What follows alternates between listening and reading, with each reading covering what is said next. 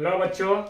तो जैसा कि हम लोग हीरोन्स फार्मूला पर जो क्वेश्चन कर रहे थे ट्रायंगल का एरिया निकालने के लिए, यानी त्रिभुज का क्षेत्रफल निकालने पर जो प्रश्न कर रहे थे, उसी में आगे कुछ आज और प्रश्न को हल करते हैं और देखते हैं कि कैसे उन प्रश्नों को हल करेंगे जो कि जिससे हमारा क्षेत्रफल ज्ञात हो सके। और या क्षेत्रफल दिया रहेगा तो कुछ भी, जैसे आगे का आधार हो गया, चाहे किसी में लंब हो गया, वो कैसे निकाला जाएगा वो हम लोग निकालते हैं। ठीक है, तो अगला कुछ क्वेश्चन देखते हैं। जैसे पहला क्वेश्चन है,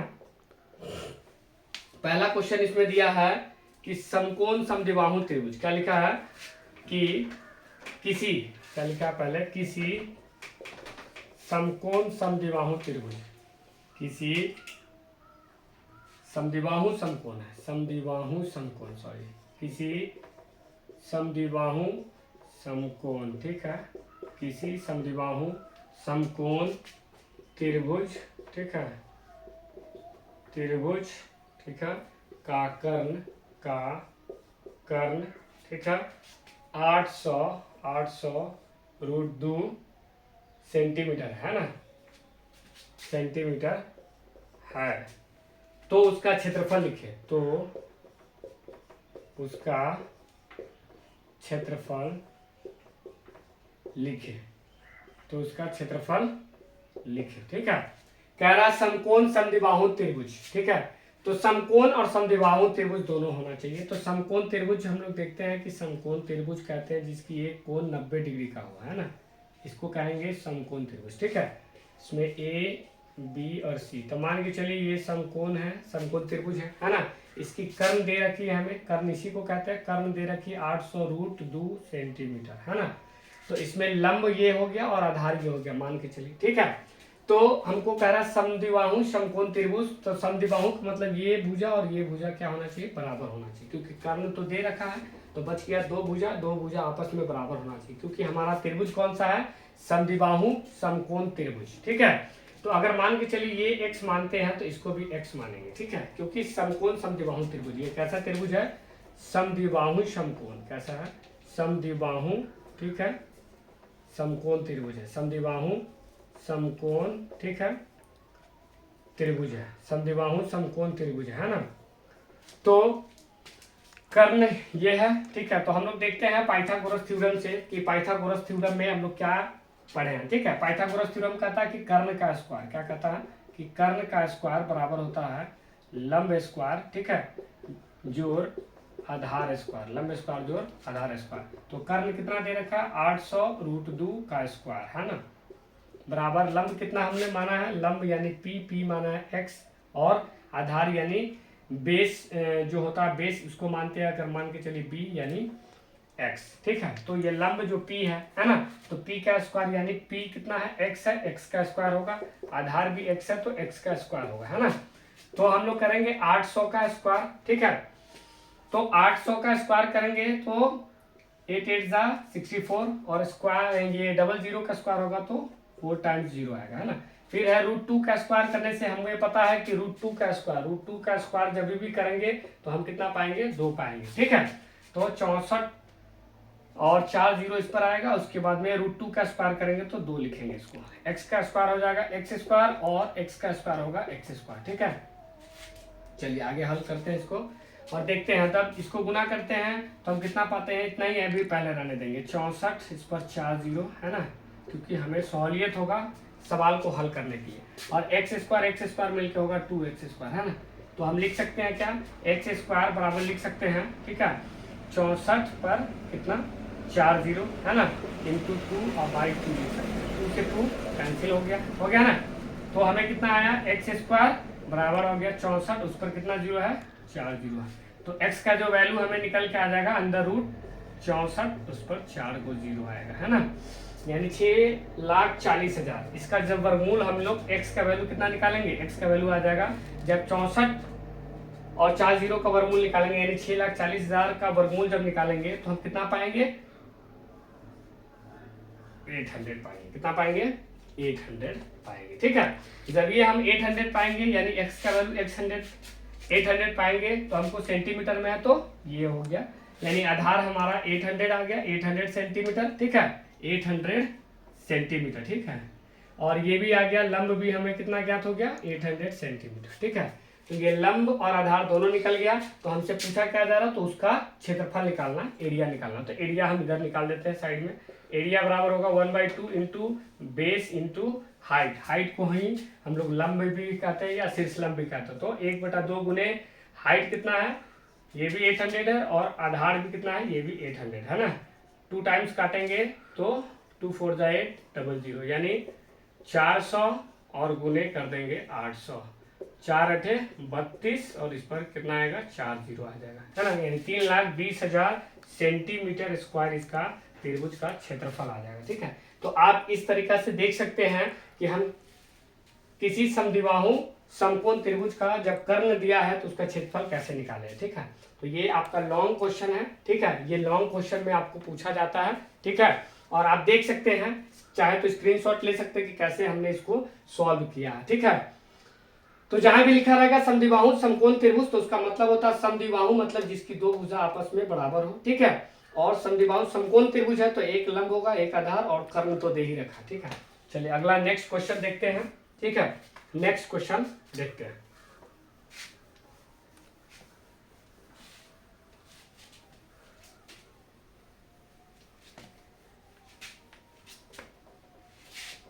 नेक्स्ट क्वेश्चन हम लोग देखते हैं कि क्या कह रहा है, क्या निकालने के लिए, ठीक है।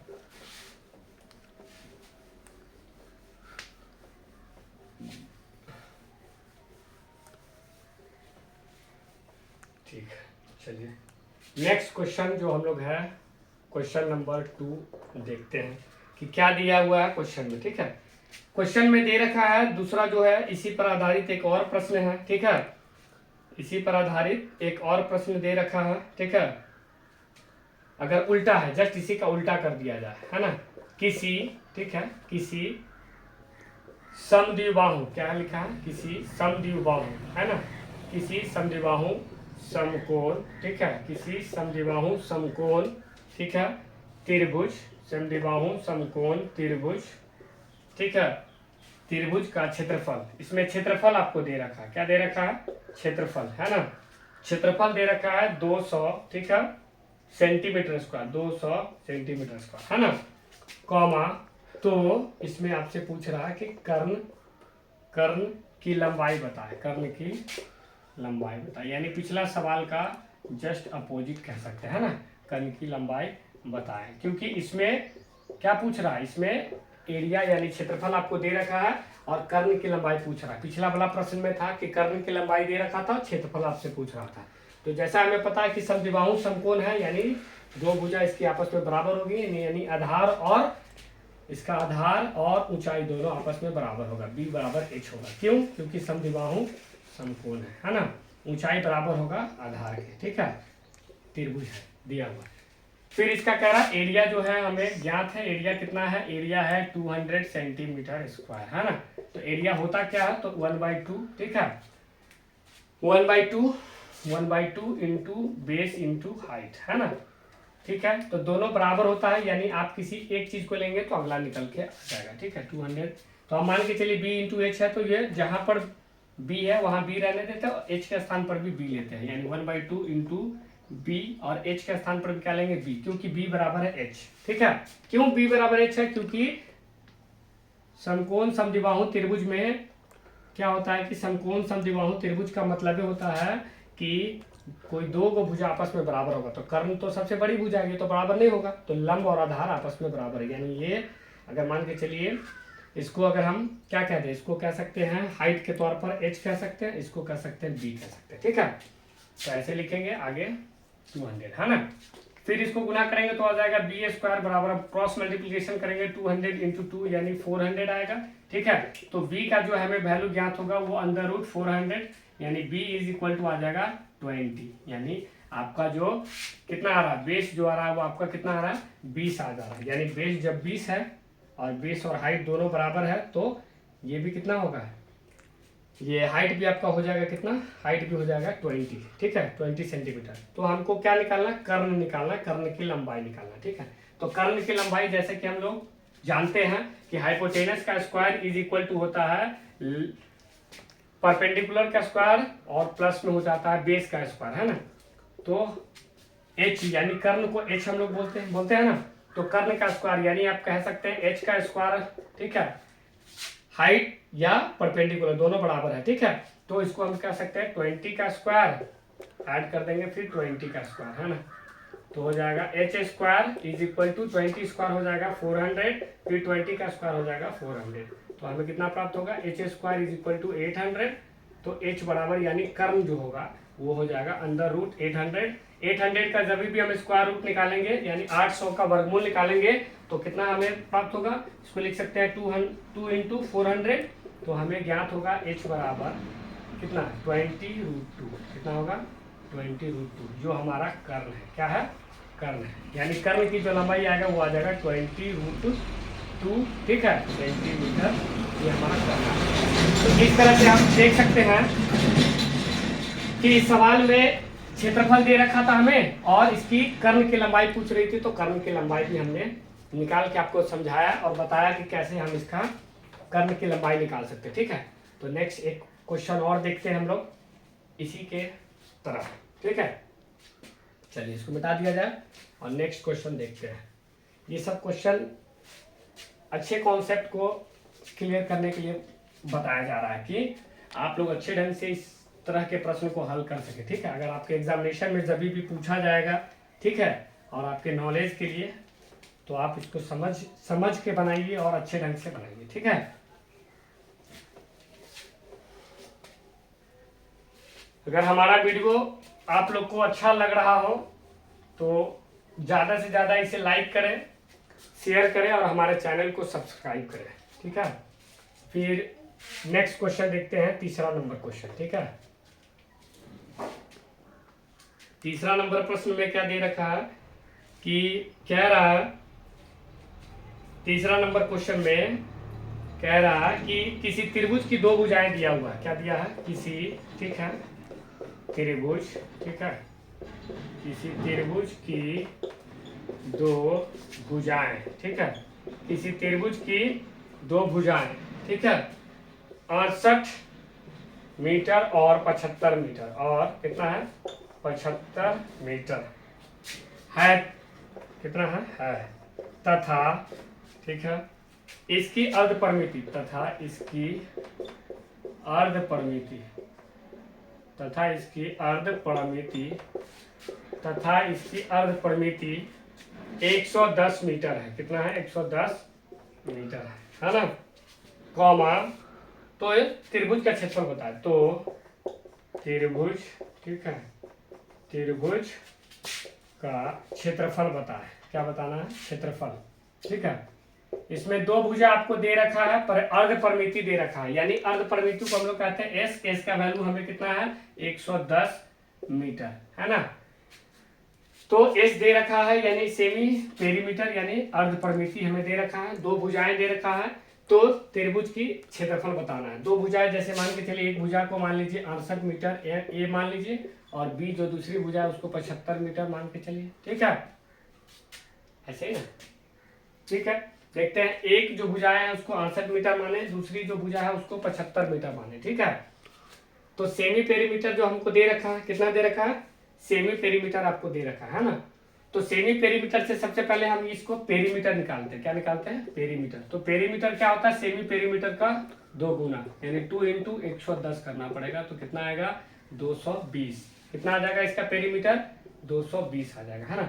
यानी त्रिभुज है अगर, तो तीनों भुजाएं की जो जोड़ होता है उसी को कहते हैं पेरीमीटर, है ना। ये मान के चलिए एक त्रिभुज है, तो इस तीनों भुजाओं को जो आपस में जोड़ेंगे जो प्राप्त होगा उसी को लोग कहते हैं पेरीमीटर। तो पेरीमीटर हमें कितना 220 मीटर आ रहा है ना। तो सी जो आ जाएगा, सी कितना आ जाएगा, सी जो आएगा वो आ जाएगा पेरीमीटर माइनस ए प्लस बी, यानी भुजा ए और बी को जोड़ेंगे, भुजा ए और बी को जोड़ के घटा देंगे पेरीमीटर में से, तो भुजा सी निकल जाएगा। तो पेरीमीटर है हमारा 220, है ना। 220 में से ए प्लस बी को जोड़ के घटाएंगे 68 प्लस 75, ठीक है। तो कितना हमें ज्ञात होगा, इस दोनों को जोड़ते हैं 68 प्लस 75, 8 5 13 3 1 6 और 7 13 ने 143, कितना आ जाएगा 220 माइनस 143, ठीक है। तो इसको घटाएंगे, 220 में से घटाते हैं तो ये 10 में से 3 गया तो हो जाएगा 7, ठीक है 7 आ जाएगा। ये 21 हो गया, 21 में से 14 गया तो 77 आएगा। कितना आएगा? 77, ठीक है। तो 77 मीटर का हमारा सी आ गया है ना। सी जो भुजा है, सी भुजा कहाँ पर होगा? तो सी भुजा को हम कह सकते हैं यहाँ है, ये हो जाएगा आपको ए और ये हो जाएगा बी, ठीक है। तो सी जो भुजा है वो हमारा आ गया 77 मीटर, ठीक है। तो ए बी सी तीनों दिया हुआ है, तो हम हीरोन्स के फार्मूला से क्या, हीरोन्स का जो फार्मूला होता है उससे हम एरिया निकाल सकते हैं ना। ये क्योंकि एरिया ही तो हमसे पूछ रहा है, तो त्रिभुज का क्षेत्रफल बताया है ना। तो एरिया निकालेंगे, लिखेंगे क्या, S into S minus A into S minus B into S minus C, ठीक है। तो इसको हमें पहले मिटाना पड़ेगा, फिर आगे सॉल्यूशन करना पड़ेगा, ठीक है। तो आप लोग यहाँ तक देखिए, फिर हम इस फॉर्मूला पर आगे मान रख के इसका वैल्यू फाइंड आउट करते हैं, ठीक है। क्वेश्चन को मिटा दिया जाए, देखिए आप लोग, और स्क्रीनशॉट लेना चाहते हैं तो स्क्रीनशॉट ले लीजिए, ठीक है। चाहे वीडियो को रोक करके लिख सकते हैं आप अपने नोट्स में, ठीक है। चलिए क्वेश्चन को मिटाते हैं हम लोग, क्वेश्चन को मिटाते हैं, ठीक है। क्वेश्चन को मिटाएं और आगे नेक्स्ट हम इसको हल करते हैं, इसको भी मिटा दिया जाए, ठीक है।